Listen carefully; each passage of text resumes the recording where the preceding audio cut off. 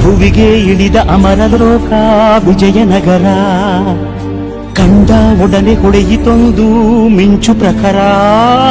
ನನ್ನ ಗಡಿಯೊಳಗೆ ನನ್ನ ಯುಗದೊಳಗೆ ಇದ್ದ ಪ್ರತಿರೂಪ ಇರಲಿರಲೆಮಗೆ ಎಂಬ ಹಿರಿಕನಸ ಕಂಡ ಕೆಂಪೇಗೌಡ. ಹರಿ ಬೆವರ ಹರಿಸಿದನು ಹೊಸ ಹೊಸ ನಗರ ಮೆರೆಸಿದನು ಹೊಸ ಚರಿತೆಯ ಬರೆದನು ಕೆಂಪೇಗೌಡ. ಶೈವ ಪಂಥವೆಲ್ಲ ಒಂದೇ ಎಂದ ದಾನ ಧರ್ಮ ಒಂದೇ ನನ್ನ ಜೀವವೆಂದ. ಸಮ ಎಂದವನು ನೆಲ ಜಲಗಳನ್ನು ಉಸಿರೆಂದವನು ಹೊಸ ಚರಿತೆಯ ಬರೆದನು